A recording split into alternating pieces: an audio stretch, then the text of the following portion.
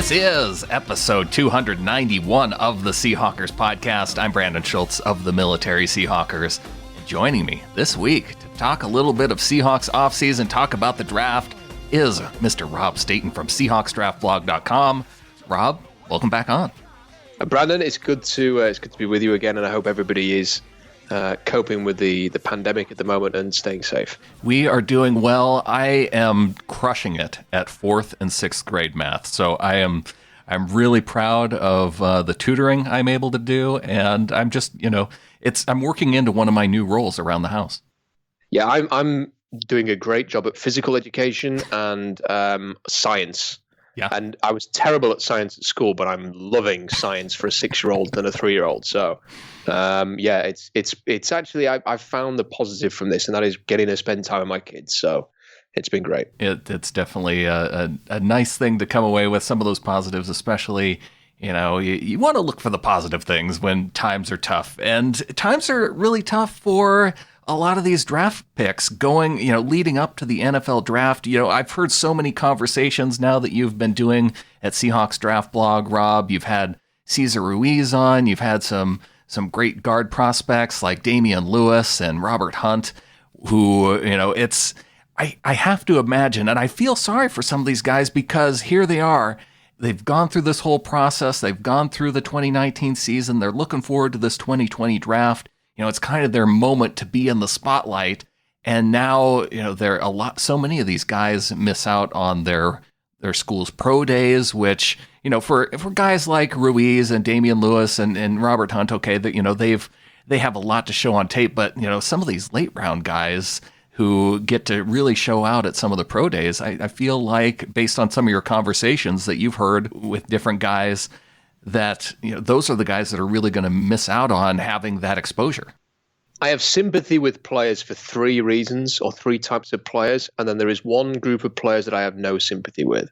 So the sympathy ones, I really feel for the later round guys who weren't invited to the combine, who are not going to have any real opportunity now to show what they can do. And there'll be some really good guys who work out fantastically well, some real rough diamonds out there that are not going to be able to have that opportunity to impress teams, then be invited to official team meetings, get drafted, and then have the best possible opportunity to have a career in the NFL. I really feel for those guys. I feel for the guys who had medical issues, who will have usually at this time be visiting with teams to get their doctors to have a look at them.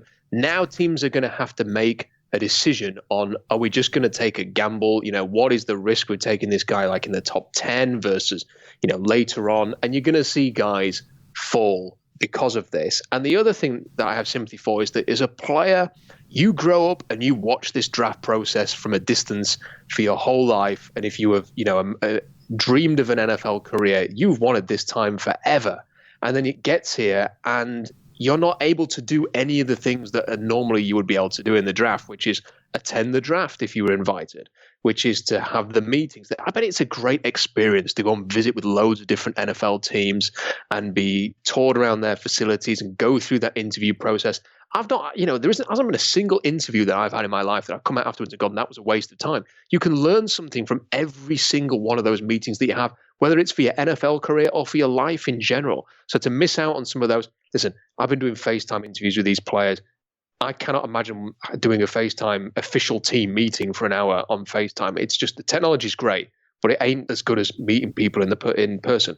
Now, there's one group of people I mentioned who I don't feel sorry for, and that is the people who chose not to work out at the combine. The lesson from this is, don't shirk the combine drills.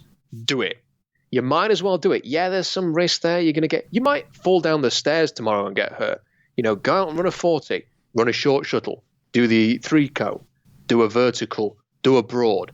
Put those numbers out there for the teams, because there's a lot of guys who were perfectly healthy, who didn't do any of those drills, waiting for the favorable turf on pro day to run a little bit faster, and they ain't going to have any chance to test now. And teams are likewise going to have to make a gamble on those guys when they could have had the numbers.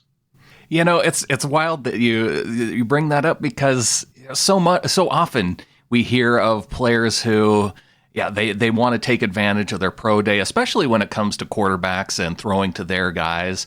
But you never know what's going to happen. And this is just one instance of you really have no idea what can change from 1 month to the next.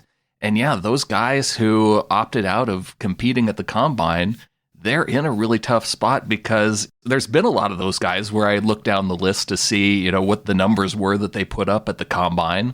They aren't there. And then I look to see if they had a pro day. And sure enough, that was one of the ones that was delayed. And there were a few schools that got in pro day times. I think Wisconsin was one of those.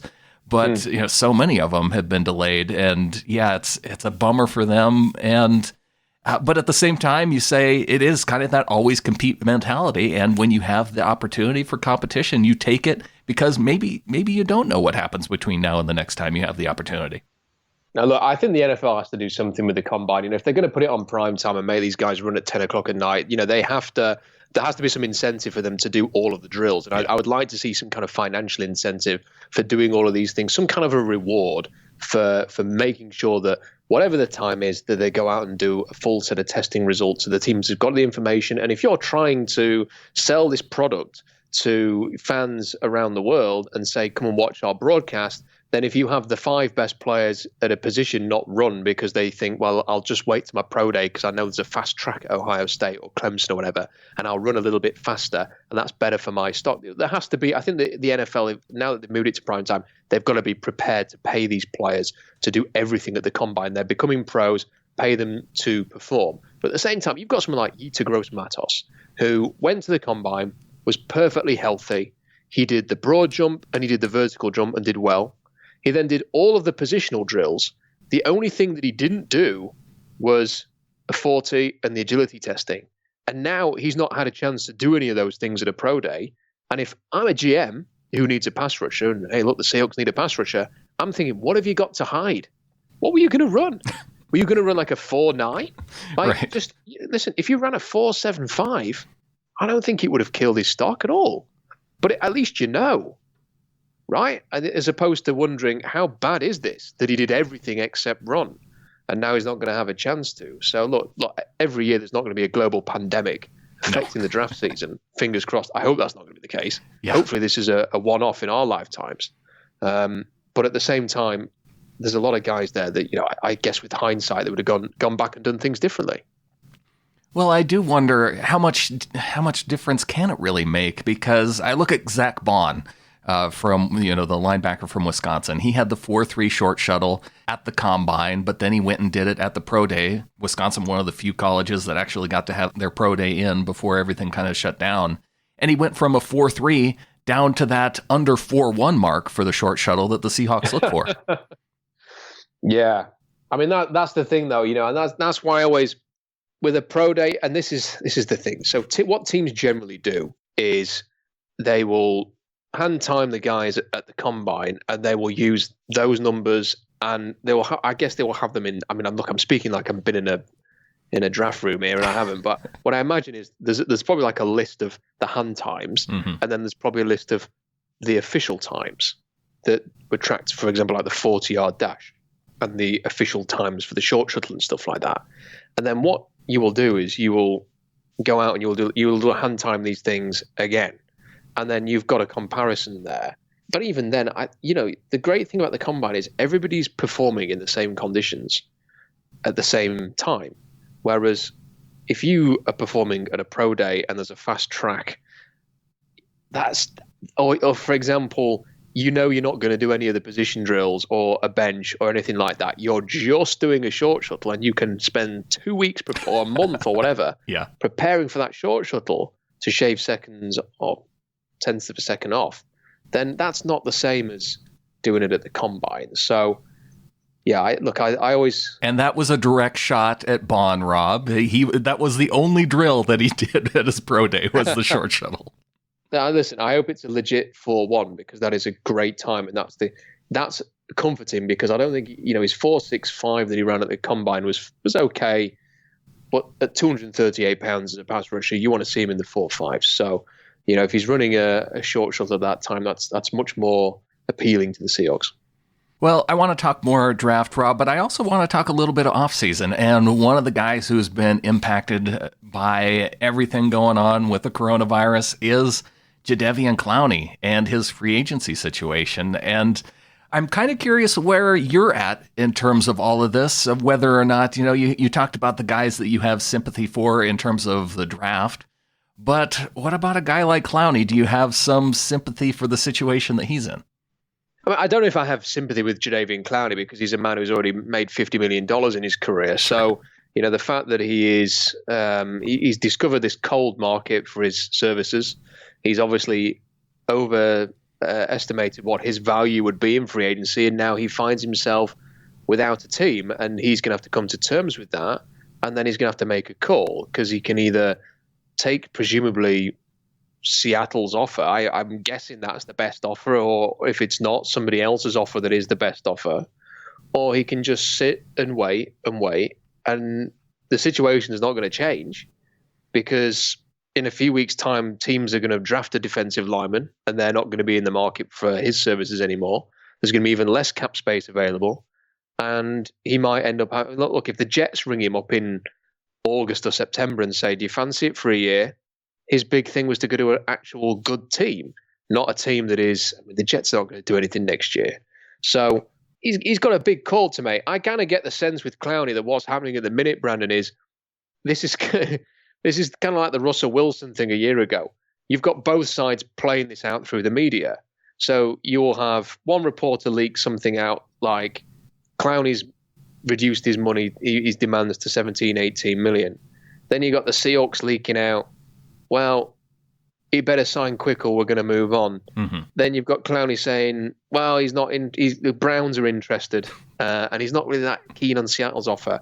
Then Mike Garofalo comes out and says, oh, the Seahawks have moved on. There's slim to no chance of them signing him now. Mm-hmm. And it wouldn't surprise me if next week he comes back on a 1 or 2 year deal. I mean, it's the same with Wilson last year. Everything was kind of played out through the media. It is one of the things that tends to happen quite a lot with the Seahawks. So I think there's still a distinct possibility that this could sort itself out. And the Seahawks have waited all of the last month for this, and they haven't really signed. And look, they've signed Mayowa and Irvin. They haven't signed anybody else. They've not signed Everson Griffin. They've not traded for Ngakoue. They've not gone after anybody of any significance. They've not traded for Matt Judon. They've not done anything like this. They have waited for Jadeveon Clowney to make up his mind. And I think having gone this far with it, I'd be a little bit surprised if he didn't come back. But, if it is a reality that they're going to move on and part ways, the Seahawks better have a good plan B, because they came into this offseason requiring significant injections of talent onto this defense and to fix their pass rush. And as things stand, they have done neither. Well, and Bruce Irvin, you mentioned him. He hasn't even officially been announced yet. We've gotten the agreement that he was going to sign, but we haven't even seen solid numbers in terms of Bruce Irvin's deal. So we did see Mayowa, another guy who signed here this week, Jordan Simmons, the offensive lineman. So that's some news that has happened just since the last week. But yeah, it is a little bit frustrating when you think of all of the needs that the Seahawks had on the defensive line. And yes, they kept Reed, which I think was something that was maybe unexpected for a lot of us. We thought that Jaron Reed was going to go somewhere. Getting Irvin and Mayowa, that does help. But it definitely felt like they needed to do more. And it's at that point in the offseason where there's not a whole lot left out there. Griffin's still out there. Clowney's out there. And I guess unless you're waiting until you get closer to training camp time and kind of let things happen to see where are some of those teams going to go after the draft. For example, with the Browns, and you talked about how they were interested, or there was the report that they were interested in Clowney. Maybe if they do get Clowney, they let a guy like Olivier Vernon go. Or maybe if another team drafts a guy who they really like at a pass rushing spot, they're going to let a veteran go. Or as it gets closer to training camp, there's going to be some guys released before the start of the season. So it feels like John Schneider is in that waiting position, and it just doesn't seem like the aggressive way to go that I think many Seahawks fans wanted to see John Schneider go out and do. Well, let me just sort of give you my take, and then feel free to pick any of this apart. I'd like to be challenged on this, because this is kind of what I've been thinking about it, and I want to know what's wrong about this position to take, because this is the position I would take as a Seahawks fan. As I mentioned, this offseason required an injection of talent on the defense. You even had Russell Wilson come out at the Pro Bowl and say they better win free agency and sign some superstars. I mean, we could all see it. This is a team that is very capable of challenging for the Super Bowl, but not with these pass rush statistics. They had 28 sacks, which was the second fewest in the league. Their sack percentage was 4.5%, third worst overall. The Seahawks produced a sack or quarterback hit on just 14.4% of opponents' pass plays. That is the worst in the NFL.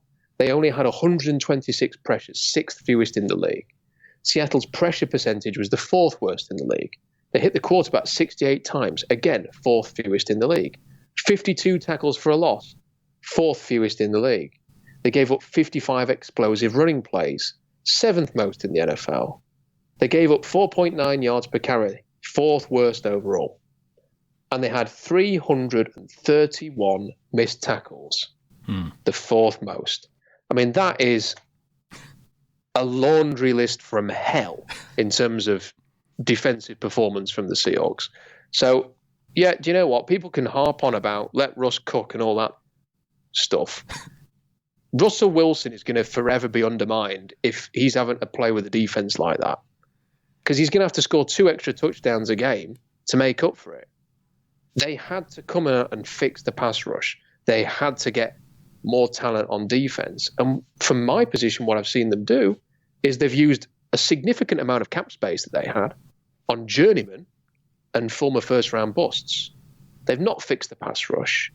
The report, I mean, look, I've said that I think Clowney may still sign, but the report this week is there's slim to no chance of him coming back. And what all this means is if they go into the draft in 2 weeks' time with Benson Mayowa and Bruce Irvin as their most significant additions at defensive end, you get handcuffed. So then you go into the draft saying, we've got this huge need at defensive end. We better take one. And that's what got them into trouble a year ago. They get into the off-season a year ago with Frank Clark and Jaron Reed on the defensive line and not a lot else. You have to add to that and build around those guys. You then trade Frank Clark the week of the draft. That problem becomes even greater. So you end up taking LJ Collier. There's a Russian defensive lineman. You feel like you've got to take one, otherwise you might miss out completely. You take Collier. It hasn't worked out. You then go and sign Ziggy Ansah, who no one was going near in free agency. He's got a busted shoulder. Isn't good enough. The Houston Texans bailed them out with that Clowney trade, right before the start of the season. I mean, how often is that going to happen? Do you want Jadeveon Clowney for a third and Bakevious Mingo and Jacob Martin? Yes, please. I mean, just imagine how bad the defense would have been if Houston hadn't been so generous with an early Christmas present last season. So they're going to go into the draft again, and at 27, are they going to think, do you know what? I better take a pass rusher here because he's not the best player on the board, but we haven't got any options. We can't wait till 59 because they might all be gone. I mean, does it influence your ability to draft properly then? And do you continue to make mistakes in the draft? That's why I think, and overall, it makes me wonder whether this time next year we're going to be in the exact same position talking about a pass rush need for the third off-season in a row off the back of yet another wild card or divisional playoff loss where Russell Wilson's played great for a year. The offense is top 5 per DVOA, but the defense is similar in terms of statistics because they can't cause pressure. They can't get off the field. Quarterbacks have all day in the pocket. They can't defend the perimeter run. And look, people say, well, if it's not Clowney, go and sign Everson Griffin. Are you really comfortable playing 2 33-year-old bookend defensive ends next year? I mean, that's the situation. I find it personally a little bit disappointing. I wish they would have prioritized fixing the pass rush. And, if it costs a bit more to keep Clowney, it costs a bit to get Everson Griffin in, or it costs a bit more to get a Dante Fowler or a Robert Quinn or somebody like that, or trade for Calais Campbell like the Ravens did. If it costs a bit more to do that, get that done, and then let the journeyman and the former first-round busts come to you later on in the process. I just feels like they've done it in reverse. They've kind of sorted out the depth with, guys like Cedric Abui and Brandon Shell and Chance Warmack, and now they're trying to get the pass rush sorted right before the draft. Shouldn't it be the other way around? Well, Rob, you wanted me to challenge you on one thing, and there is one thing that I think that maybe you've convinced me of with, especially when you run down all of those statistics of just how terrible the Seahawks were on the defensive line, especially when it comes to tackles for a loss and rushing the passer and getting pressure on the quarterback.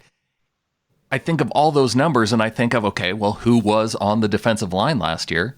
Jadeveon Clowney was on the defensive line last year, and you're talking about paying upwards of, well, shoot, he wanted a contract over $20 million. Well, there's the reason why right there, why you didn't give a guy like Clowney upwards of $20 million, because of all of the statistics that he couldn't help out with. It was getting to the quarterback. He didn't even lead the team in sacks last year. So he obviously got lots of pressure, but one of the things that I guess I struggle with is a guy that's this far into the NFL now and hasn't been able to produce double-digit sacks.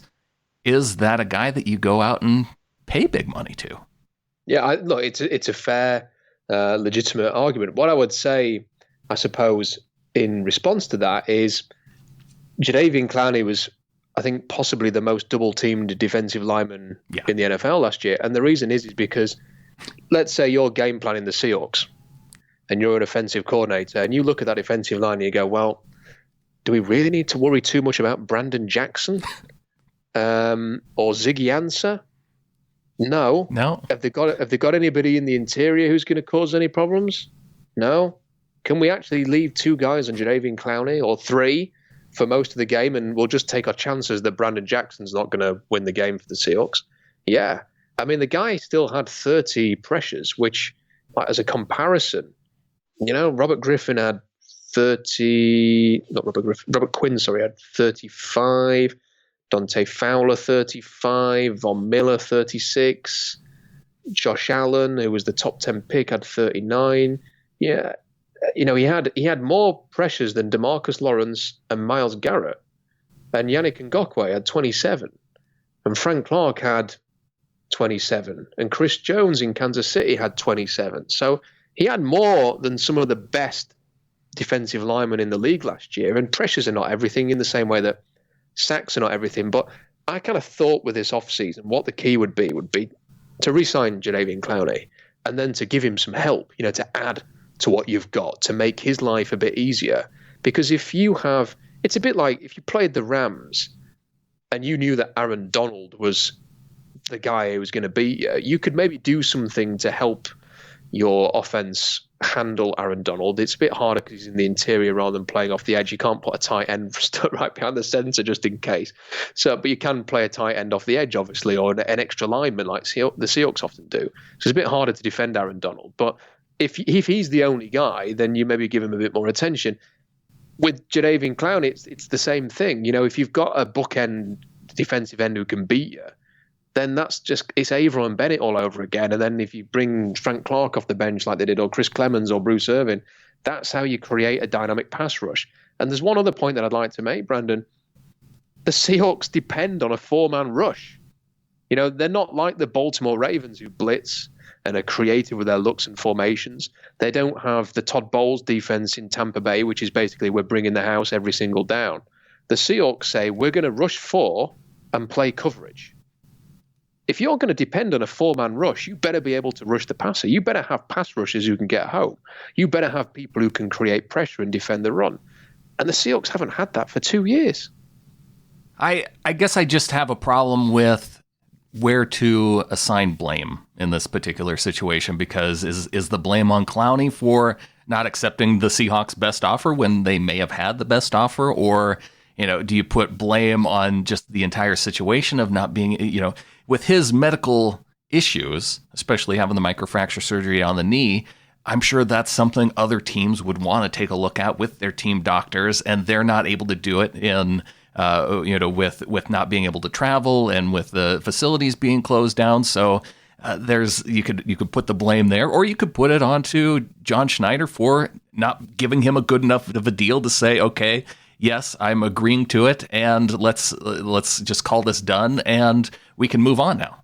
Yeah, I don't take any enjoyment from saying this, but for me, the blame is squarely on the Seahawks, and whether that's Schneider and Carroll or a collection of individuals. I think when you have a need that lasts into 2 off seasons and now could potentially stretch into 3, it's your job to solve that issue. Now, when you look at other teams this off season that have come into, with needs, the Bills needed a receiver, for example, for Josh Allen. So they go and make a trade for Stephon Diggs and they get that done. The Cardinals needed more for Kyler Murray. That was their priority. So what do? They re-sign their left tackle and then they go and get DeAndre Hopkins. The Eagles needed defensive line help and they needed a cornerback and they needed a receiver. So what do? They go and trade for Darius Slay. They bring on Javon Hargrave. And now they've set themselves up with their first pick in the draft to tap into a great wide receiver class. I can go on and on. There's teams that have they've got a need. They go and solve that need, and then it gives you so many options for the draft. So that's how I personally feel about it. And again, I come back to this whereby they've done a lot right in this reset. To be able to essentially move on so many veterans after the 2017 season. It wasn't a complete rebuild, but it was more or less there. Rebuild the roster, repair the culture, get their identity back. Those are huge achievements. But what they had off the back of 2018 was a defensive line that needed help, and they had a defensive line draft coming up where they could get that help.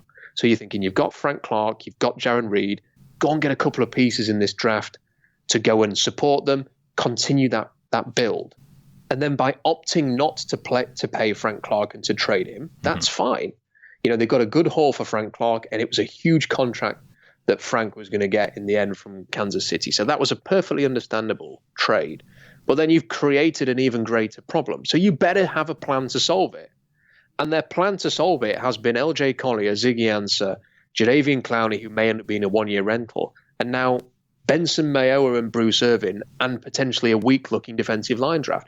That's not getting the situation sorted. And if you're not going to pay Jadeveon Clowney and you're not going to get that situation sorted, you've got to go and sign somebody else, or you've got to go and bring somebody else in. And there were other players out there. Other teams have signed pass rushers this offseason. And the Seahawks have kind of got to decide at some point, you've got to pay somebody on the defensive line. It's the four-man rush. If you want to rush with four, you better be prepared to go and pay the going rate eventually. And if people are talking about Yannick Ngakoue at the moment, Brandon, go and trade for Yannick Ngakoue. Go and give him the 27th overall pick and go and get Yannick Ngakoue. But why are you not paying Frank Clark? Why are you not paying Jadeveon Clowney? But then you're paying a first-round pick for the privilege of paying Yannick Ngakoue. Right. I mean, that to me doesn't make any sense. I just mentioned Ngakoue had fewer pressures than Jadeveon Clowney. He has less sacks than Frank Clark, and he costs a first-round pick. So why would you make that trade and not pay Clark and Clowney? That to me doesn't make any sense. And if they go and do it now, it won't make any sense. I want them to sign a pass rusher, but I don't want them to make a mistake. So my view is that the blame is with the Seahawks, and I sincerely hope that as a consequence of all of this, we don't waste another season of prime Russell Wilson because the defensive statistics are similar to those that I mentioned earlier.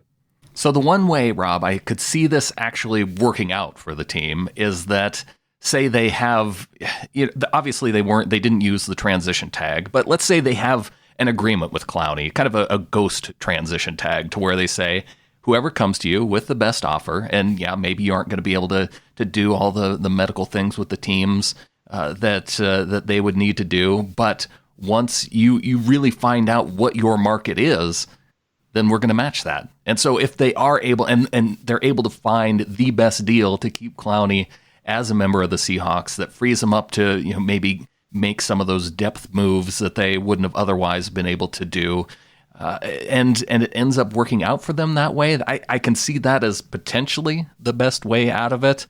The next best way, I think, might be the Ngakoue situation. Yeah, it's not ideal, but if you're talking about maybe not giving up the first-round pick, just solely that first-round pick, if you're talking about moving back into the early second, like they're probably going to do anyway with their first-round pick, and then maybe giving up one of those picks that they got from Kansas City for Clark, or maybe giving up a third-round pick, maybe it works out for them in that regard, and you have fewer of those medical issues with a guy like Ngakoue that you have with Clowney, because I keep going back to the injury issues and the amount of information they must have over just about any other team that could be looking for Clowney.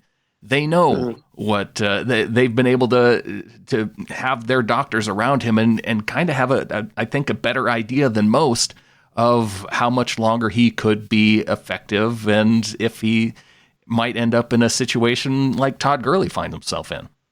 Yeah, well, my response to that would go and sign somebody else. Then, if you Right. fear that he's, Why didn't you do something already then?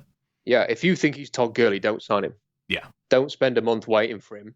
I think if there was any kind of an agreement in place, like a handshake agreement or a nod wink agreement, they wouldn't be bartering through the media like they clearly are at the moment. And I think he's been look. Pete Carroll said at the combine, he literally called Jadeveon Clowney a huge priority. So I think they have simply been waiting. I think they've said, he's the guy we want, and here's our offer. I don't think they maybe anticipated the stalemate lasting this long, but I think they kind of got to a point in the process where we've waited this long. We might as well wait this through to a conclusion now. And I think they will it's a staring contest between Clowney and the Seahawks. And eventually someone's going to, he's going to sign with Seattle or he's going to sign for somebody else. I just hope that if he does sign for somebody else, the Seahawks have still got some time to go and make some counter moves. Now, I do think that they are probably sitting in a position of relative strength because I genuinely believe that Everson Griffin, when he voided his contract, decided he was either going to return to the Vikings or go to the Seahawks. I think with his mental health struggles, well-publicized mental health struggles, I think he's determined to go somewhere where he feels he's going to be looked after, shall we say. Yeah. And I think that is Minnesota, where he's obviously very comfortable, or playing for Pete Carroll, who he did play for at USC in a fantastic culture. So I actually think that Griffin could easily end up back in Seattle, even if they sign Clowney after all of this. And in 3 or 4 weeks' time, they might have both of these guys. And we're saying, well, it was premature concern, but at the same time, they could end up with neither, and then it's a crisis. So that's how I would view this. And I personally, for me, I don't really think it's worth all this drama with Jadeveon Clowney because, like I said, they clearly feel like they clearly want the guy. They've waited this long for him. Is it really worth missing out on Cedric Abui and Chance Warmack and Philip Dorsett, right? Yeah. To not have Jadeveon Clowney right now? I mean, come on. I mean, just give him the money that you gave those guys. And then what is this draft class? Where is the strength? Receiver and interior offensive line. Right. They have like about 20 offensive linemen on the roster at the moment. They keep signing these offensive linemen. You're looking at, I could reel off like 10 names off the top of my head that play offensive line in this draft who are going to be available outside of the top 25 picks that could be options for the Seahawks or anybody else for that matter. There's like 15 receivers that are going to go in the first 2 rounds, and then there's depth beyond that. I don't really understand why it was such a big deal to go and spend $2 or $3 million on Cedric Abui and then go and collect all of these depth players when you could have just had Jadeveon Clowney, have not had the last 3 weeks of all this like weirdness going on. And then who knows, Cedric Abui might still have been available in a few weeks, or Chance Warmack or Philip Dorsett or anything like that. And if they weren't, well, is that really going to cost you the season? I mean, is that really going to have an impact in 2020? Is it really going to be the worst thing in the world if you have to go and draft somebody instead? And there's still a load of offensive linemen available right now. I mean, Cordy Glenn's still out there, for example. So, I'm not a person who is critical of the Seahawks very often. And, I hope people who are listening to this don't think I'm just being negative for the sake of it. I always look for the perspective, and I try and I've been very positive about the Seahawks over the years, because if you've not been positive about the Seahawks for the last 10 years, then you're having a laugh, because they've had a glorious decade of success. But I want to see them back in a Super Bowl. I don't want to be in the wild card or the divisional round next year. I want to be in the Super Bowl. And I don't know if the moves they've made this offseason are going to get them back there. Yeah, you know what, Rob? If it turns out that the Seahawks end up losing Clowney, he goes to another team and ends up being even the same player he was this last season. Maybe he doesn't put up the big numbers. But if you look at the contracts that Brandon Shell got and the contract that Abui got from the Seahawks, and you say, you know what? We probably, I know a lot of people are celebrating the fact that Jermaine Ifedi moved on. But if you could have paid Ifedi, I don't know, $2 million and doubled his salary from what the Bears were giving him to play guard, if you could have doubled Ifedi's salary and kept him on the roster and used that $3 or $4 million that you paid for Shell and Abui and added that to Clowney's contract, you know what? I would look back on this offseason and be pretty upset with John Schneider.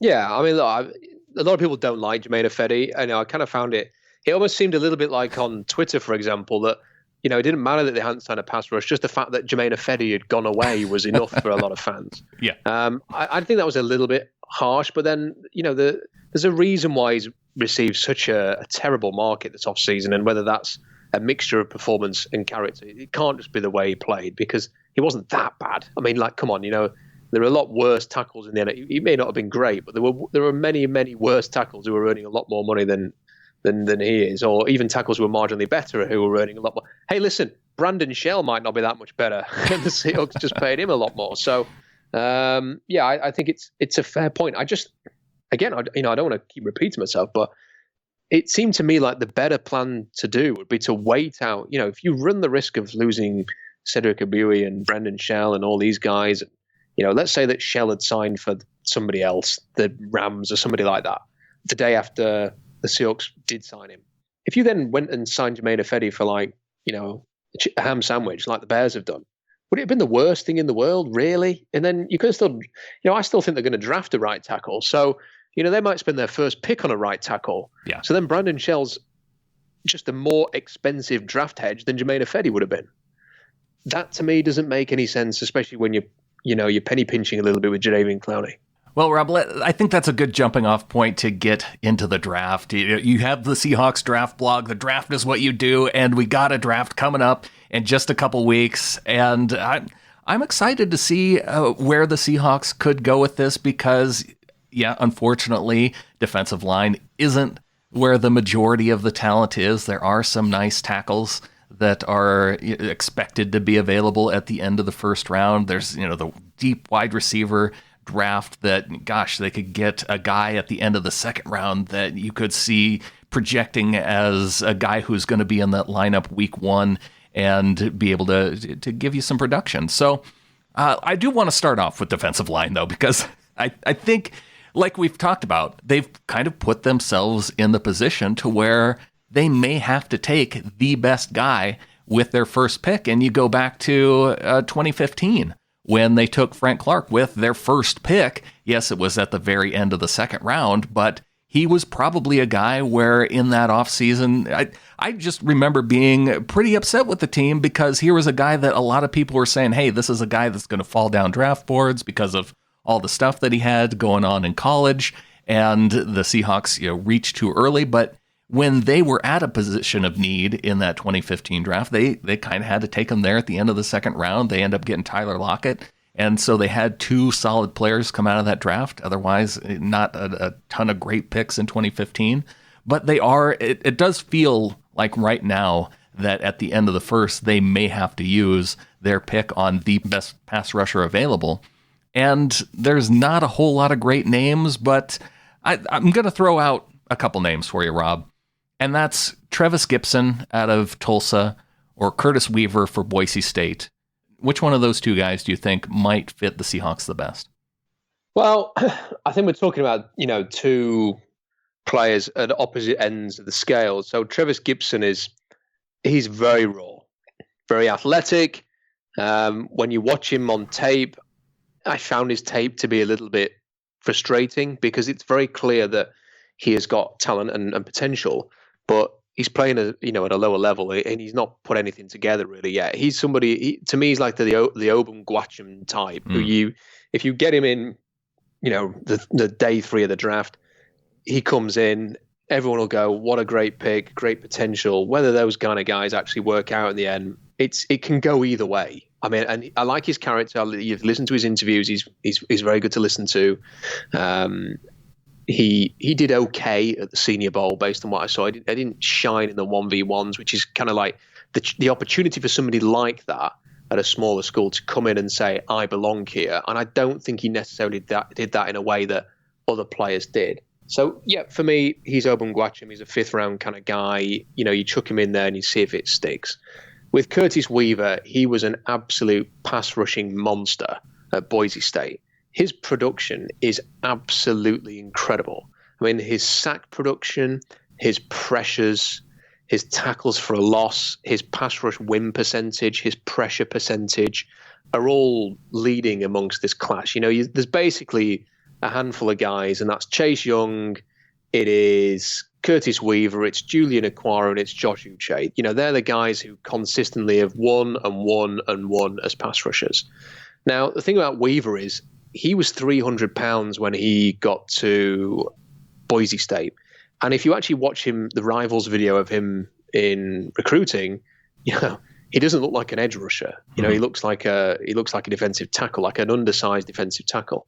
And he's kind of still got that frame, which is slightly unusual. He also has 32-inch arms, which is below Seattle's threshold of 33 inches. So they might not even consider him for that. But the one thing he does have, despite all of this, unique frame, lack of great length or anything like that. One thing he has got is a fantastic short shuttle time. This has been a really big thing for top pass rushers over the years, that a short shuttle matters at this position. And his is really good. The guys like Nick Bosa have really tested well in the short shuttle. I think he ran a 4.27, which puts him amongst, guys like Chandler Jones and stuff like that. So he's intriguing. And if he was there in the second round, I would seriously consider drafting him. My only slight worry is that he doesn't really fit the Seahawks, and there are other players who are maybe not as good at pass rushing in this draft than Curtis Weaver, but they look like Seahawks pass rushers, if that makes any sense, and they might go ahead of him from a Seattle point of view.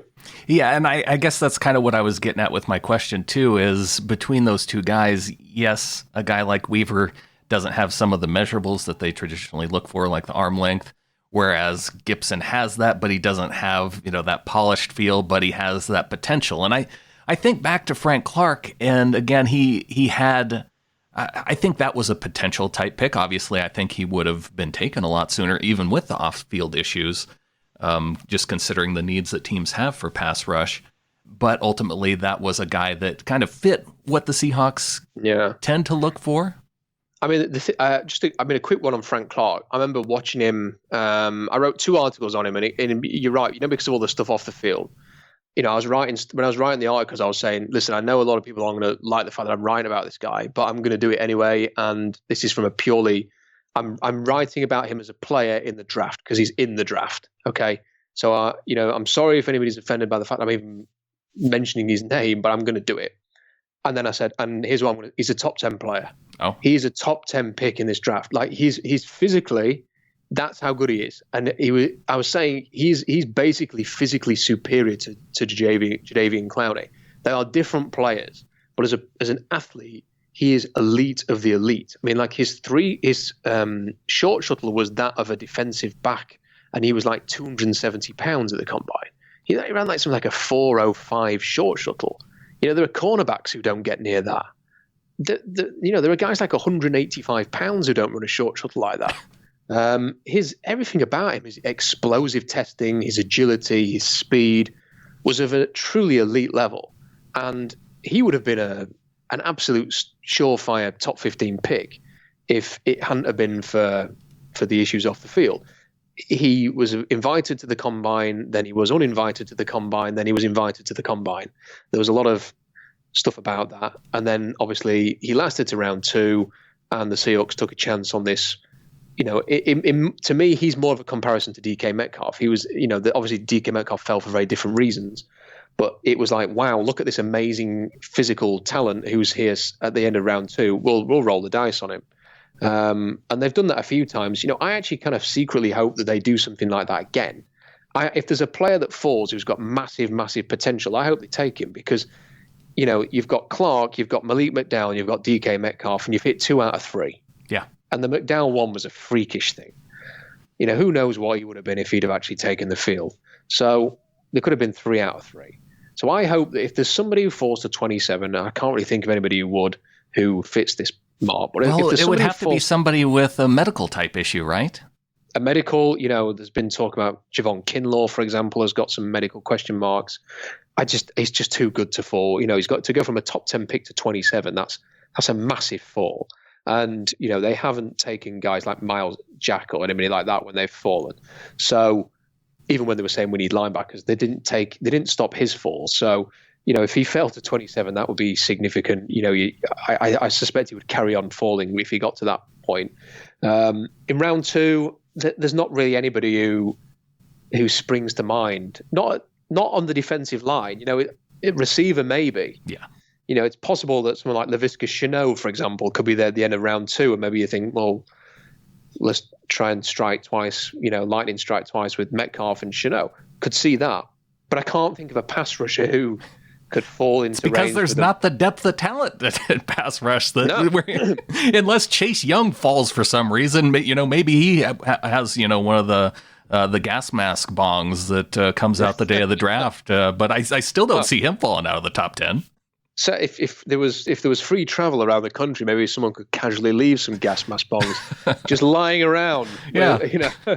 But I've actually thought of somebody. I mean, there is one player who could potentially fall a bit, who they may still pass on him even if he does fall to 27, and that is Kayvon Chason at LSU. So everybody is Kayvon Chason. This guy, he's a top 15 pick and he's amazing, and he's no.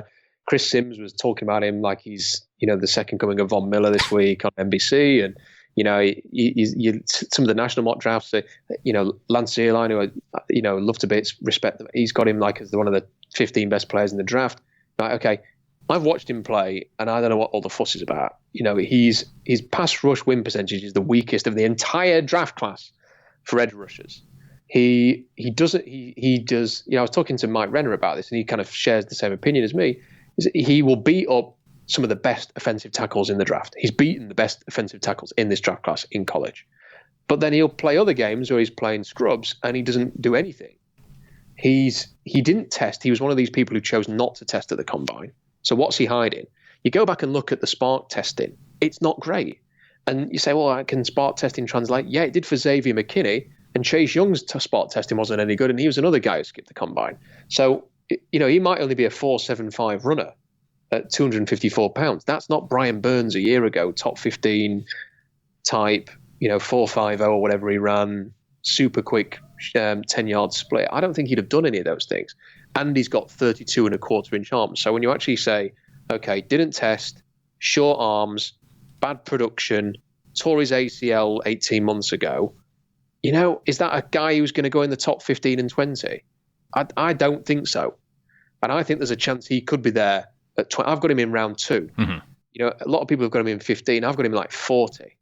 Tony Pauline has got him ranked about 45 on his big board. I agree with him. I agree with Mike Renner, who has him in round 2. That's where I've got him. Okay. I could see him being there at 27. And I could, and if he falls, and you could say, okay, look, he looks athletic. He's a rough diamond. We will take him in the first round and no one's going to complain about it. And we'll try and turn him into what everybody who likes him thinks he's going to be. I could see that. That's the one.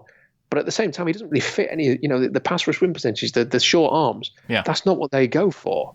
So even if he's there at 27, I could see them going, 350-pound offensive tackle who mauls people in the running game, Isaiah Wilson. We'll take him instead. I could see that. And I guess that's a little bit why I was bringing up Clark, too, because I think of his production in college, and he did have at least 2 years where he had double-digit tackles for a loss, but he didn't have big sack numbers. At least Chason, just in his 1 year last year, eclipsed any numbers that Clark had in his seasons. But I guess that would be one. I'm like you. I wouldn't be super excited about him. What about a guy who kind of fits some of those measurables, like Darrell Taylor of Tennessee? His injury history is so big that I'm not sure you can draft him.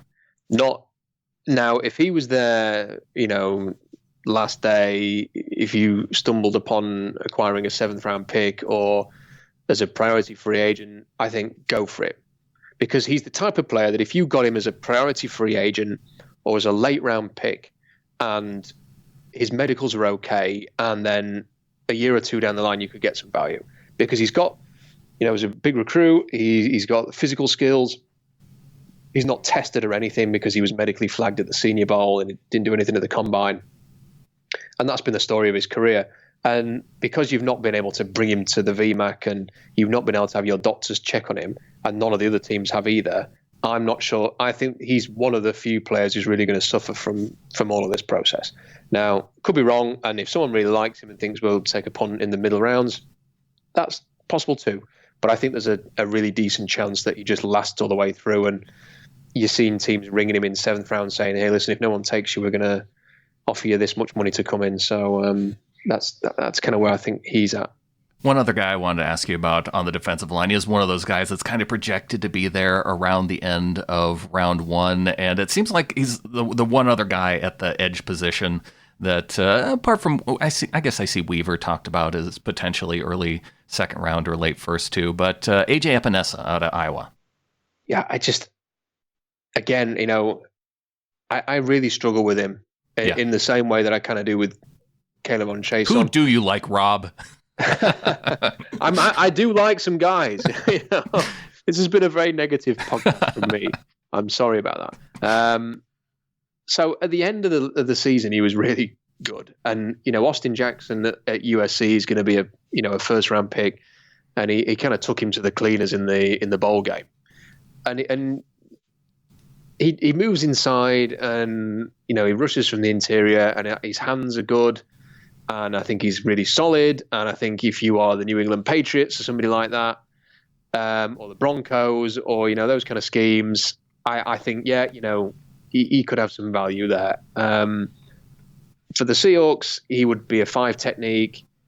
It's just he ran a 5.05. Yeah, that if he'd run a 4.85, that's different. He ran a 5 something, and there was nothing else. I mean, his short was, there was just nothing there to get excited about. And you just had Scott McLuhan on your YouTube channel, Rob, and on your website talking about how 40 times didn't much matter to him. I know. I just listen. It's just about the profile, When I'm taking a 1st round pick, and it's a guy like that, they've got to be a bit more athletic than that, because there's just so many guys in the NFL like him at that size who aren't spectacular. And, when you look at his size, so like you look at his size and you look at his frame and you think, okay, the one guy who you look a bit like in terms of your frame, I'm not talking about the tape or his performance, is JJ Watt. So how close are you to that? Because you're not going to be that, because JJ Watt's one of the best to ever do it. But how close are you to that? And then you see the physical profile and you go, well, he's not close at all. He's a lot closer to sort of the average 3-4 defensive end type that, is all over the league. And, for me, I think he's probably a player who goes about 50th in this draft. I wouldn't take him in the 1st round. But here's the great thing is that I would imagine there's probably half the teams in the NFL agree with me, and there's half the teams in the NFL who take him in the top 25. So it's whether or not one of those teams who really likes him thinks we like him enough to take him here, or whether it's going to be a case that he falls enough and then someone in the 2nd round will go, we've got an amazing value because we thought he was a top 25 pick. But half the league will have a very different opinion and they won't get to be interviewed about him after he's drafted. So, yeah, that's where I'm at with him. I mean, for me, if you want me to tell you, just run through very quickly some of the names that I do like, in terms of pass rushers, sure. Just so that people have not. Let's go out on a positive with the pass rush, the defensive line, before we move on to the real pick that the Seahawks are going to go with in their 1st round pick. Well, Josh Uche is a player that I've really warmed to as the process has gone along. He was fantastic at the Senior Bowl. He didn't test at the combine, which is a shame. He was carrying an injury, but you see him bending straight and off the edge. He just tore the offensive lineman apart at the Senior Bowl in the game during the week. His pass rush win percentage is 27%, which is second to Chase Young, who had 27.2%. Yeah. Now, you ain't going to get Chase Young, but you could get Josh Uche. Sure. And their performance as a pass rusher in 2019 was very, very similar based on those statistics there. He is more of the Bruce type Sam who reduces down, but I think that's not such a bad thing. I think in year one, I don't think any of these guys are going to be starting, 90% of the snaps. I think what you do with him is you bring him in on 3rd down, 2nd down, passing downs, and say, pin your ears back, get after the quarterback, create some pressures, force some sacks, create some turnovers for us. So I think that he could easily be Seattle's, a guy that Seattle really likes, whether that's after trading down from 27 or maybe even moving up a little bit from 59. So he would be a player that I think is worth keeping an eye on. Julian Okwara is lightning fast off the edge, great length, stronger than I think many people realize, very, very strong and powerful. I think he looks like a very natural Leo type. Again, didn't test at the combine because of injuries, recovering from a broken leg. But I think that he is a player that could provide some value. And then another name is Jabari Zuniga, who had a great combine, did as well as, in a bad performance for the defensive ends and defensive tackles at the combine. He was one of the few players who came out with any credit. Very, very athletic, rushed inside and out. Pass rush win percentage is about 20%. I think, in fact, it is 20% exactly. And he is a guy who could be an option for them. And there are others as well. I'm not limiting it to those three. Yeah. They might think Bradley Anai is, because of his intensity and his character. He's got none of the physical profile they go for, but, someone's going to take him quite early and take a punt on him because of his attitude and his relentless, fire and determination. You've got people like Raekwon Davis and Justin Madubuike inside. Some people like Marlon Davidson. Terrell Lewis, I think, has got injury concerns, but at some point in the draft, Terrell Lewis is going to be worth taking a punt on because of his upside. Yetur Gross-Matos is the same. You kind of want to see much more on tape, but there's something there, and there will come a point probably in the second round when you say you're willing to take a chance on him. So there are pass rushers. There just aren't many that you feel really great about. Well, one of the guys that I don't think you mentioned when you listed there is a guy that Jim Nagy brought up in your interview with him, Jonathan Grenard. Yeah, so Jonathan Grenard he's not twitchy. Mm-hmm. He's not fast. He's not going to come into the NFL and scream off the edge and create loads of pressure as a pass rusher. He has also got a very serious wrist injury and has sort of played with his hand in a cast for most of last season, even though he's well recovered from that. It was quite a while ago now. And there are some concerns. I've seen it noted that I think teams will want to know, is he able to use that hand to the maximum? Because you need to be able to use your hands in the NFL. And if he's labouring that one hand and trying to do everything with one arm, then that's going to be an issue. And he's not quick. He didn't run well. But what he is very agile. He did very well in the 3-cone and the short shuttle, and that counts for something. And he's a real leader, very mature person, exceptional attitude. I just wish he was a bit quicker off the edge, because if he was quicker and more dynamic as a speed rusher, mm-hmm. he probably goes in the first round. But he's not. So I'm thinking late day 2, early day 3. Well, I like the Zuniga pick, because if they were to go with him in the first round, it would fit their just their MO of taking guys that were projected to be round 2 or round 3 guy early on in the first round. Yeah, and he is somebody that you could see it happening because he's got the juice. Yeah, he looks like a Greek god. He's got minimal body fat. He ran a 7.03 3-cone at Florida. He ran in the 4.6s despite weighing nearly 265, something like that. He's very explosive. We put the defensive players through TEF, not because it tells us anything other than it gives us an idea on be able to compare players, defensive line, defensive line, and then previous defensive lineman. He's one of the most explosive defensive linemen we've put through the testing. He's up there with Myles Garrett and Solomon Thomas, who were top 5 picks, and Ben Banogu, who was an early second-round pick last year, who was an amazing athlete. So he's in that ballpark for athleticism. In terms of weighted TEF, put him through the weighted TEF system because weight matters with explosion. He's in the same ballpark as Cesar Ruiz and Ezra Cleveland on the offensive line. So, and they're both going to be first-round picks. So you kind of get an idea for the kind of athlete that he is. He's not the most consistent player. His pressure percentage is about 15.8%, which is less than his pass rush win percentage, which is more impressive at 20%. So what you're seeing is he's not really creating consistent pressure, but when he attacks, he does a good job of winning. Like 1 in 5 of his rushes will be a win. So he's raw. He's going to take some time. Jim Nagy was telling us that his weight's kind of been up and down at Florida. He adds a bit of muscle. He loses it to get quickness. He adds a bit of muscle. He plays inside out. I thought it was very interesting at the Senior Bowl. One of the things they did at the Senior Bowl in the 1v1s was they had him move inside and then take on Damian Lewis, who we interviewed recently. And they'd have 1 rep and then they'd go, do it again. And then have another rep and then they'd go, do it again. When I'm watching that, they didn't do that with anybody else, which makes me think that at least the scouts, I think it was the Bengals scouting staff, I'm not sure the Bengals or the Lions. I think it was the Bengals. I think they like Zuniga and Lewis because they wanted to see those 2 guys square off more than just a 1v. They wanted to see 3 reps of that. Yeah. And I have to say that Zuniga won a rep, Lewis won a rep, third one was kind of a tie. So I really enjoyed watching that. So listen, if people want a bit of a wild card pick for the Seahawks first pick, just keep Jabari Zuniga in mind. I know some people think third round, fourth round for him just because of his inconsistency. Right. But in terms of athleticism and what he has produced at Florida, his highlights tape, go and watch it on YouTube. It is exciting to watch. And they do need to add a pass rusher at some point. Maybe not the first pick, but there's going to be some guys there in the second round. And Jim Nagy said that. There will be guys in the second round that they can target. Well, one of the things that Adam and I talked about on the show in this offseason is the fact that going into this offseason with that idea of wanting to be in the Super Bowl, I want to see the Seahawks in the Super Bowl next season too, Rob. I mean, I think as all Seahawks fans, that's what we want to see. And we were thinking is that with the cap space that they have the flexibility to maybe focus on one side of the ball or the other.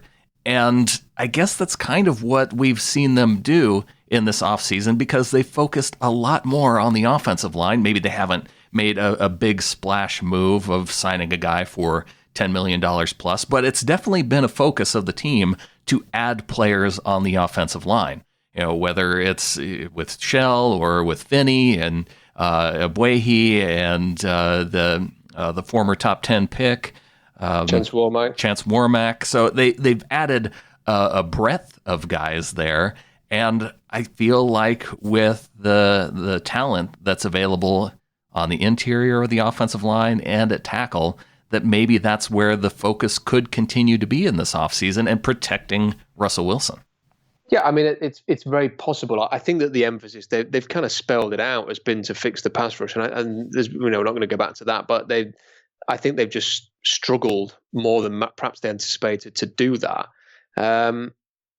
So I don't think it's that they necessarily felt like, I mean, let's be right here. If the priority was to do a better job protecting Russell Wilson, I'm not sure Brandon Shell, Cedric Abuehi, Chance Warmack, BJ Finney is a statement of any real intent there. You know, Jack Conklin would have been, I guess. And I'm trying to think, you know, Trent Williams or somebody like that, trade for him. You know, that would have been a whoa. Yeah, Brian Bulaga. Yeah, something like that. You know, that would have been okay. You know, that was obviously a priority. I think they're trying to add competition. And I think also the other thing is, I think they've sort of seen over the last couple of years, they've had a lot more success bringing in veteran linemen for cheap and letting them go after it and compete. You know, they've found J.R. Sweezy, they rediscovered J.R. Sweezy, DJ Fluker, Mike Ipati. They have found options that have made the offensive line not particularly good, but far better than it was before, if that makes sense, when they were a lot younger on the offensive line. And I think they're probably looking at this and saying, well, let's have Warmack battle with Fluker and let's have, you know, Haynes battle with Simmons or Jamarco Jones or Ethan Posick, and let's have Finney battle with Joey Hunt and Justin Britt and people like that, and let's have it out. You know, let's get the best five together. I think that's probably what it's more like. The thing about this offensive, you know, the draft and the offensive line is there are just guys there that you can see them going after. There aren't many Seahawks-style pass rushers who are going to be eligible for the first round, right? Because they're not good enough. But there are a lot of, you know, Isaiah Wilson looks like a Seahawks right tackle. He looks like exactly the type of player they will like. Austin Jackson, Ezra Cleveland, Josh Jones. You know, there are a number of names you can reel off, a defensive line, receiver, and there's a couple of running backs as well. Jonathan Taylor, for example, Cam Akers, who just really tick all the boxes in terms of their physical ideals.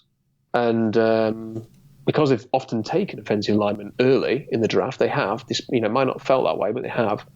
I could definitely see them going down that road again. If they decide to wait until the end of the second round, what are some of the names that you look at there? I think that'll be harder. Yeah. Because then what you're doing is you're relying on either a Prince Tega-Wanogo falling or a Lucas Niang falling purely because of injury. They'd go a lot earlier than that if it wasn't for injuries and a bit of question marks there. You've got a Matt Peart at Connecticut who had a good combine. It's just a ridiculous athlete, you know, very explosive, he's nearly got 37-inch arms. And I can't even imagine what it's like to have 37-inch arms. Has that ever happened before? I mean, he's like 36 and like 6'8" inch arms or something ridiculous like that. Yeah. and he played right tackle at Connecticut. So it's not like he has to transition from the left side or anything. So they're the guys that I would say. Robert Hunt is a player that I need to mention him. A lot of people are projecting him inside to guard, but I think he could stay at tackle. And I love Robert Hunt. Robert Hunt is a terrific player who I imagine the Seahawks could be very, very interested in. So he's a name that they might think we've got to come out of this draft with him. And I've been thinking they might even take him at the end of the second round to make sure that they get him. But I know a lot of people prefer him inside at guard, and they've already invested a lot there. So there are things they can do. It's about, addressing your needs in the right area. So if they can sign Jadeveon Clowney before the draft, they probably don't have to reach for that position at 27. Then they can say, we'll take one of Wilson, Jackson, or Cleveland. Or if they really, really like Jonathan Taylor, which they may do, they could take him. Or which of these great receivers are still there at 27? Is somebody like KJ Hamler or Justin Jefferson there, Denzel Mims, Jalen Reagor? Are those players going to be in contention there? They're the kind of names that it opens everything up if you address the pass rush before the draft starts. They've got 2 weeks, get on with it, so we can talk about these players that are probably better suited to Seattle at 27 or in the 30s after a trade down, rather than having to try and force anything in the pass rush. What about a guy like Ben Barch? Where do you think he ends up going?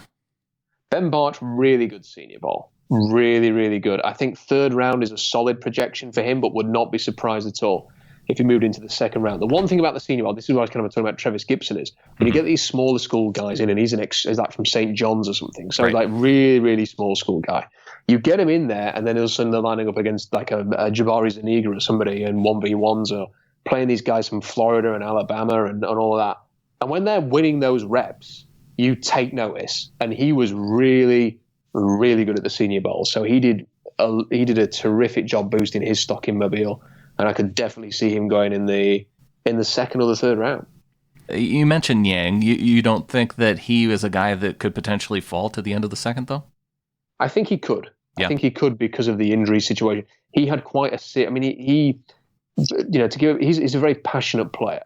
And I can't remember what the injury... I don't know, was it a labrum injury? I think it may have been a torn labrum. But he basically... If he was playing in the NFL, he'd have been put on injured reserve. But in college, it's a little bit different. They had him for like the last season, and basically what he did is he played against Texas with a torn labrum. Like he was so in pain throughout this entire game, and then TCU won the game, and then he just broke down in tears after the game because I think he knew that was his last game. Yeah, but he was going to play that game if if his arm had fallen off. He was playing in that game. And he played through the pain, and then they won, and it just all the emotion of the moment overcame him. And there's a great video on YouTube. I think it's with his dad or something on the field afterwards in tears because he was just so determined to play and win that game for TCU. So the stuff like that you love. The problem is you can't get him in to do the medical check, and you just wonder how that's going to impact teams. And someone like Lucas Niang, who would have realistically been a second-round pick, might end up being like a fourth-round pick or a fifth-round pick now because you could bring him in and then you might fail him on the medical after drafting him, and you might not even sign the guy. Right. So there's going to be a fair bit of that. There's going to be players drafted in this draft who come in and they fail their medical, then they never even sign the first contract. Yeah, hip surgery, as it looks like what he had in the offseason. And we know how serious that is because of, look at Tua. So, yeah. Yeah, and you had him falling in your latest mock draft. I was watching that on YouTube as well, down to Jacksonville. And, when you get to that middle of the first round, that gives you a chance to take some chances. And, yeah, is Jacksonville really sold on what they have at quarterback right now? Well, the thing about Tua is, Michael Lombardi was saying this earlier, was that I think he said one or two teams have actually failed Tua on his medical. Oh. That I think he'd actually done some medical checks. He was due to go to Miami right before the world was put in lockdown. And he never actually made that trip. I think Jordan Love made the trip to Miami, and then Tua was going to do it, and then they said no. The NFL said no more visits. So they didn't actually get their visit in with Tua. But Michael Lombardi was saying that one or two teams had failed him on his medical. Now, it's just hard. Fifth overall pick, it's $30 million guaranteed to that player, and all of the expectation that comes with that. of being the franchise savior, and then you might bring him in and you might fail him on your medical. And then what do you do? Right. Do you give him $30 million, or do you cut him Right. and waste the pick? And if, and that's. Can you do that? Can you bring him in and then cut him and not pay him? I don't think you have to pay it. You don't have to pay him. Oh. I mean, look, teams, guys hold out. I don't think. Yeah, I suppose it's not an automatic contract once you draft a guy. No. Yeah. I mean, he'd be a just a waste of a pick. Although I guess if I'm going to waste a pick or waste $30 million, I think I'd know what I'd do. That's the thing. Now, listen, there's like an army. There's a Miami Dolphins fan, bless him, who posts on my blog all the time, and he's from the cult of Tua, which is strong. Yeah. Essentially, so there's a group of Miami fans, and it's quite a lot of them. There's a guy I know on Twitter who's the same. He used to work at the BBC. The idea of doing anything other than taking Tua Tagovailoa at number 5 is unacceptable to them. They will be burning Dolphins jerseys in the garden if they don't take Tua Tagovailoa at number 5. It's him or nobody as far as they're concerned. But if you're the Dolphins, you've got to make a call. You've got to say, what are we going to do here if this guy comes in and fails his medical? What if he can never play for us? What if he can't play initially, and when he comes back, he's not the same player? Or what if we want him to scramble and do bootlegs and stuff, and that injury's in the back of his mind? What if he's just injury prone? Because throughout his time at Alabama, he's been relentlessly injured, whether it's ankles, hips, whatever. He's had a lot of injuries. And then you've got Justin Herbert, and you say, well, what issues has he got? He's not quite as good a player, but, well, there's no issues there. Or you say there's Jordan Love, well, we'll pass him his medical and we'll try and develop him. Or you just go and sign Cam Newton. Right. Like there's lots of other things at play here, and that's why I think Tua might fall. Now, look, it's also the most important position in football. And, the teams like the Dolphins and the Chargers need, if they believe in the talent and they want to take a risk, and if he comes in and they can pass a medical, even if they want to pass a medical, they can pass a medical. If you know what I mean, they can make sure this medical is passed if needs be. But that doesn't mean he's going to ever be the Tua that people anticipated 12 months ago. So we'll have to wait and see. For me, he's a player who could easily go 5th overall, or he could drop out of the first round. Who thought Myles Jack was going to drop out of the first round? So these things do happen, and it'll be interesting to see where he goes. Yeah, this is really going to bring in some things that, gosh, we might not ever see again in terms of the draft, because I can't even imagine the idea of picking a guy number 5, like the Dolphins could do with Tua, bringing him in and saying, yeah, $30 million or go ahead and cut him, that kind of risk reward. And then him going out as he'd be just a free agent then, right? That being able to go to any team and see what the bidding would be for Tua at that point. Gosh, that would be fascinating. I wonder if what the Dolphins will do is they will say to Tua before the draft, possibly the night before, because he doesn't give me much time to think about it. Uh-huh. We are going to take you at number 5, but we want you to agree. We want to have some kind of verbal reassurance from you that when we come to signing the contract, we are protected against you being hurt, so that we have an out. So that we're not guaranteed. So that if you're with us for the, you're guaranteed your 30 million or whatever it is. Yeah. But if you are hurt, then you're not getting 30 million offers. But that's the risk that you're going to take. Because if you don't agree to that, we ain't taking you number 5. And then other teams are going to know we haven't taken you at number. Well, we may even tell the Chargers we're not taking you at 5, and this is why. And I think in that situation, Tua may well say, "I'll take that chance." Because I want to be the number 5 pick, and I want to have the opportunity to earn that money, and I will agree to those terms. I wonder if that will happen and that he will still go number 5.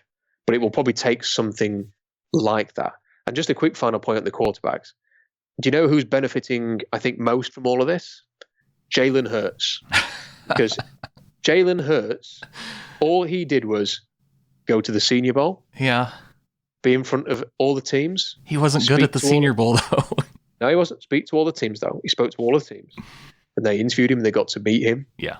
And he was there, having played in the playoffs. So a quick turnaround. And then he was there. Then he went to the Combine. and he threw better than anybody else. And he did all of the testing. He didn't shirk any of that. He got to meet with all of the teams. He's come out of all of this with everybody raving about his personality and his character.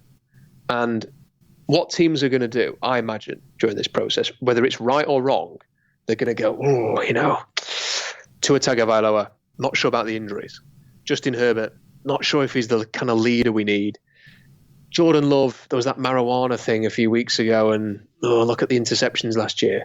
Hang on a minute, here's Jalen Hurts, and he's available in round 2. And he did all this at Alabama, and look how he handled that. And then all of the success he had at Oklahoma, and then look how he performed at the Combine, and he tested, and he's healthy, and all of this.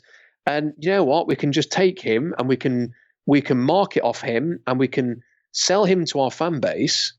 And if it doesn't work out, well, it was only a second round pick, and it didn't cost $30 million. And I actually think I think the Chargers and teams like that will probably think that he's the better bet in this crazy, weird coronavirus draft. I think some teams are going to think that way, and he's going to end up going in the top 50 as a consequence of that. It may not be the right thing to do. It may be the worst decision that any of these teams make, but ultimately, this is a risk management draft this year, and I think some teams will determine that is them doing their risk management. You take an offensive lineman or whatever in the first top 10, and then you take Jalen Hurts with your second pick. I could see that happening. The one team, and I see you have a mock to the Chargers in early round 2, Rob, but the one team where I could see it more than any other is Carolina, I think. And I know they got Teddy Bridgewater, but it's Baylor head coach, right? And they played a couple solid games against Oklahoma. That I could see that being tempting for the young coach there. Absolutely. And you know what a team like the Panthers should do? They should do exactly what the Seahawks did, which is you go and sign Teddy Bridgewater like the Seahawks signed Matt Flynn, and then you don't give up there. You go and draft a quarterback, and then if Jalen Hurts isn't the answer, you do the same the next year. Yeah. You keep looking and you keep looking and you keep looking. And it's the teams that will do that, the teams that are prepared to admit a mistake are the ones that will succeed. Arizona taking Kyler Murray a year ago. Josh Rosen, he's okay, but we want to get Kyler Murray. So you admit the mistake and you move on. You draw a line under it. The Seahawks and Matt Flynn, you draw a line under it.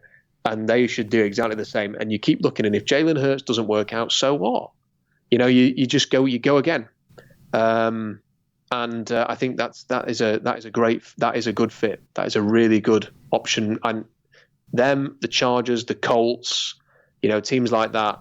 That's who I can imagine being interested in Jalen Hurts. Rob, I want to hit one more position before we get on out of here, and I want to throw it out to you. What position do you feel strongly about that you want to talk about before we go? Do you know what I mean? Obviously, the receiver position is absolutely loaded, and there's some great options there. And I kind of feel like there's two sort of things that I want to talk about just to finish. So I think there's been mixed opinions on is this a good interior offensive line class or not.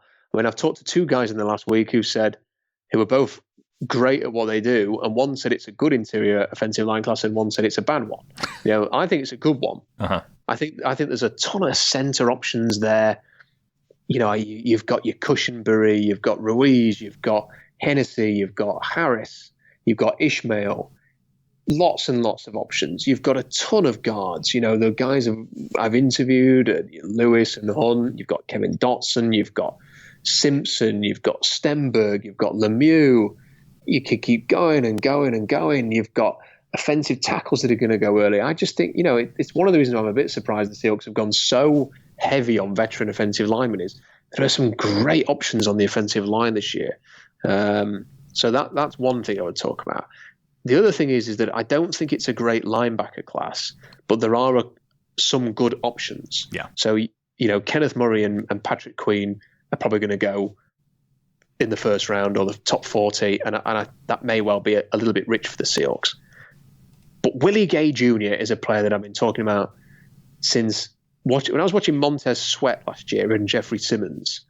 And we're talking about the 2018 college season. There was this one guy who kept showing up every game for Mississippi State, and that was Willie Gay Jr. He would force a fumble. He would make an interception. He would make a massive tackle for a loss. He would chase down a screen. He was just doing everything. He was all over the field. It was the ultimate playmaker at linebacker. And, when it came to the early watch list that I do at the end of every draft, I put Willie Gay, as one of the top 25 players in this draft. And then he obviously had a ridiculous 2019 where he cheated on a chemistry test and got suspended, and then punched his quarterback in the face. And then that was him done for the end of the season. Now, there are guys going to bat for him. Willie McGinnis is one of them. He's saying he's a leader, he's a good character, he spent some time around him, and he said, you don't have to worry about any of that. And apparently the reviews from, I think it was Daniel Jeremiah who was tweeting about it the other day, he's had a lot of these FaceTime meetings with teams, and he's done a great performance. He's reassured teams, and apparently he's done well in that regard. And the feeling is now that he could go in round 2, or even high in round 2. Now, if you look at Willie Gay's numbers, they are practically identical to Bobby Wagner's. Same 40 time, same vertical. The difference between his 3-cone and Bobby's 3-cone is 0.02 seconds. And it's the same for the short shuttle. It's incredible. They're both 0.02 seconds in difference. They are practically the same physical player. Oh, wow. Now, do you need 2 Bobby Wagners? Well, why wouldn't you want 2 Bobby Wagners? And like, the one thing the Seahawks don't do very well is defend the perimeter run. And they don't do screens very well. They didn't last year. And, they drafted a linebacker who got blocked by Aaron Rodgers in a playoff game. And people like Willie Gay, they ain't getting blocked by Aaron Rodgers. So part of me thinks it's not the biggest need in the world. It's a bit of a luxury pick, but Willie Gay is a good football player with massive potential. If you're talking about taking a punt on somebody with massive upside, like a Frank, like a DK Metcalf, that's what I'm talking about here. It's a guy with elite physical skills who has done it in a massive conference like the SEC. How early are you thinking for Willie Gay? Oh, I think he could be number 33 overall to the Bengals. Oh. But he could even sneak into the back end of round 1. But he also could be like there at 45. Okay. And whether you trade down from 27 or you trade up from 59, you may have an option to get him there. And I say it's not the biggest need in the world. You speak to people, some people think linebacker is still a need, but then they drafted 2 guys a year ago, and they still have KJ and they still have Bobby. So how many linebackers are you going to have? It's like, there are other areas in the team that need some love and attention here. But Willie Gay is the potential is there for, a player who in 10 years' time you've said he's been one of the best linebackers in the NFL. So why wouldn't you at least consider it? And then there's another linebacker called Logan Wilson, who I wrote about a few weeks ago, from Wyoming, who had an incredible combine. He ran in the 4.6s, like 4.63, a great size, like 250 pounds. His short shuttle was like a 4.2 something, which is not in the Seattle range, but it's really, really good. And then he's a 3-year captain at Wyoming, so he's got the leadership and the character that you look for. Everybody loved him at Wyoming. And then you watch the tape and wow, what a player. So he had a ton of interceptions at Wyoming. He was picking off interceptions all over the place. The Seahawks need some playmakers on defense, man. They need some guys who will create pressure and turn the ball over. And he did that at Wyoming. He was picking everything off. He defends the perimeter run superbly. He runs through traffic. You ain't blocking him. You can't get a tight end or a receiver bouncing out wide and blocking him like the Seahawks were having trouble getting off those blocks last year. He's going to do a great thing for your perimeter run. I think he can play that will position. He can play inside. He's like a heat-seeking missile to the ball carrier.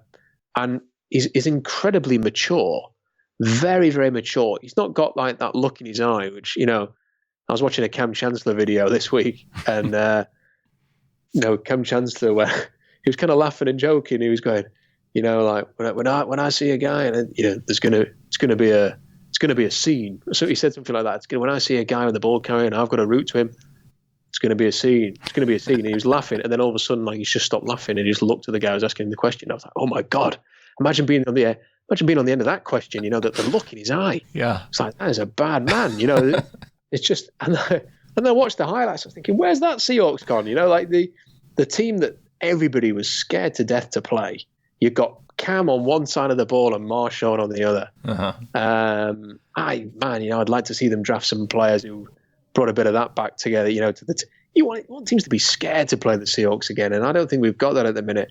And Logan Wilson's not going to bring that. You know, that's not the kind of character that he is, but he's just such a talented physical player that I'd like to think that he could be an option at the end of round 2 or early third round as well. But I mean, that's, the final point I would make is that is the final point is, yes, they have needs, and we can talk about positions as much as we want.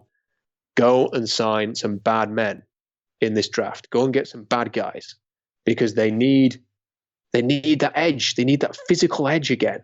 And they don't have that. They're not the bully anymore. Yeah. And you're going to have to bully in this division. That NFC West, it's a tough league.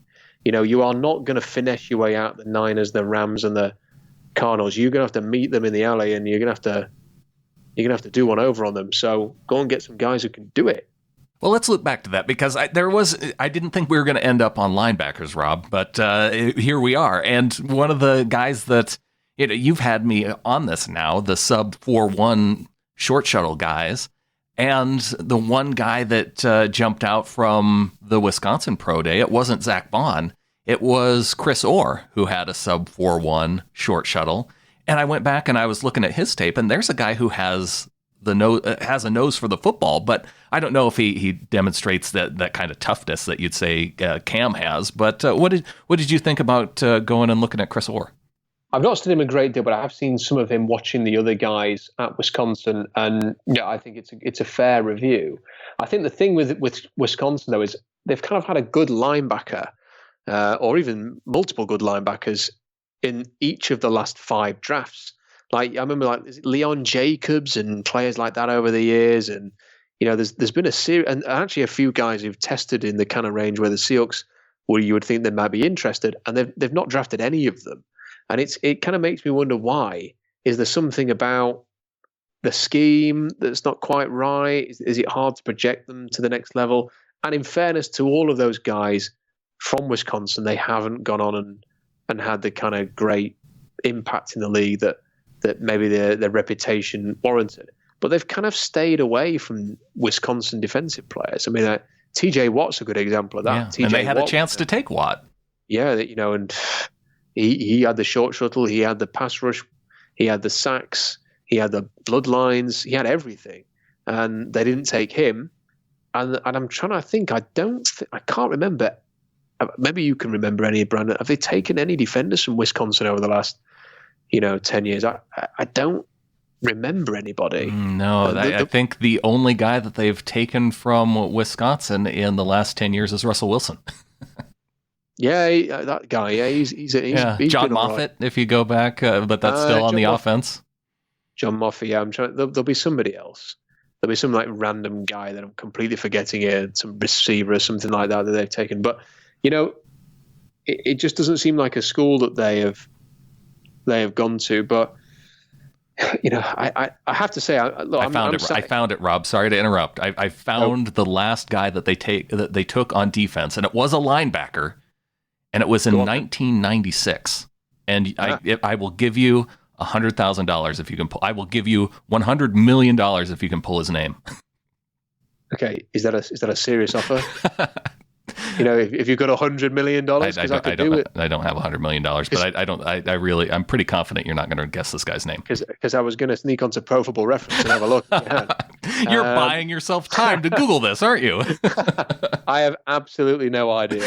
I can't even pronounce his last name. Eric Unverzakt. Sounds like Utah Grossmatost, but I think I was just going to say that I'm sat here now saying I want the Seahawks to be the bully again, and I don't want to.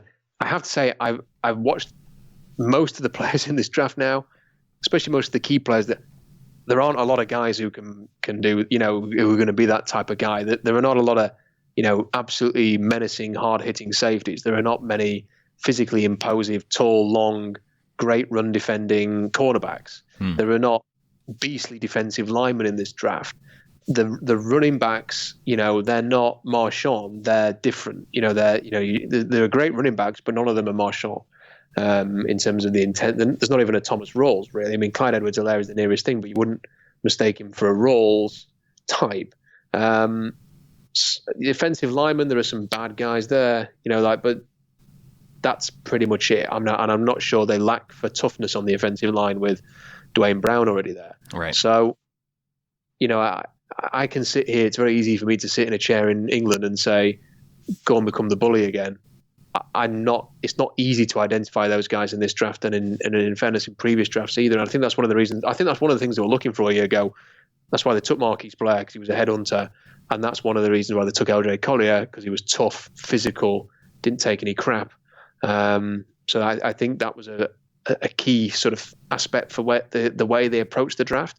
And it may well be again this year, but it's hard to find those guys. All right. Trade up, get Isaiah Simmons. Do it. Yeah. That'll get him talking.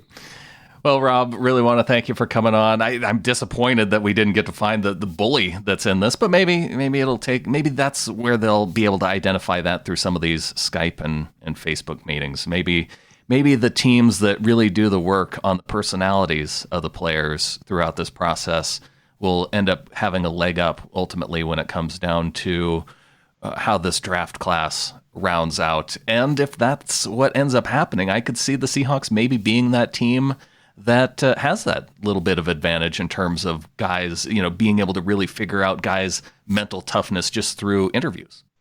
And maybe the other plan is just to sign so many offensive linemen that some of them can convert to the defensive line. Hey. Kind of do a reverse J.R. Sweezy, Chance Warmack rushing the edge, and B.J. Finney is your new 3 technique. I really liked my fantasy scenario better than yours, Rob. But well, it's if there's one good thing about everything is that it's been a bit of a quiet, frustrating time in free agency, but the draft's around the corner, and that will provoke some movement, I think, in terms of Clowney and others. And a draft is always fun. And at a time when we need a bit of a distraction and stuff like that, thank goodness for the NFL draft, because it has provided something. I got to say, Rob, this pandemic has changed you. I remember talking to you before this all happened, and you were a much more positive guy. And now you've changed, man. Hey, listen, go and get a couple of pass rushes this week. Have a good draft. We can all be positive again after the draft. Sounds good, Rob. Really want to thank you for coming on. Looking forward to catching all that content up at SeahawksDraftBlog.com. I don't think you just interviewed Michael Lombardi, and I don't think that's hit the website yet, right? No, it may well have. By the time people hear this, yeah. People hear this, but what I would say is, scroll down the blog, but you can also go to my YouTube channel. If you just search for Rob Staton in YouTube, you will find a picture of my face in a circle. If you click on that, then you will find all of the interviews there. And, just to quickly run through it, Jim Nagy, Lance Zierlein, Robert Hunt, Cesar Ruiz, Damian Lewis, Michael Lombardi, Mike Renner, and Scott McLuhan. So they're the guys that we've interviewed so far, and I'm going to keep trying to do a few more before the draft. And I will put a link to your YouTube channel in the show notes. So for anybody listening to this, just go and... so you don't have to do any of the searching. Just click the link and it will take you right there. Rob, really want to thank you once again. I'm sure we'll talk either once again before the draft or as soon as we have some actual picks to talk about. Anytime. And before I get out of here, just a reminder, you can go to getintheflock.com and become a member of the flock. We are giving away a Russell Wilson card with a little tiny piece of Seahawks jersey in it. Tiny pieces of SeahawksStuff.com. Just comment "Go Hawks" in the comments section. Be sure and get it in by April 14th, and then we will pick a winner on the next show. And I think with that, there's only one thing left to say.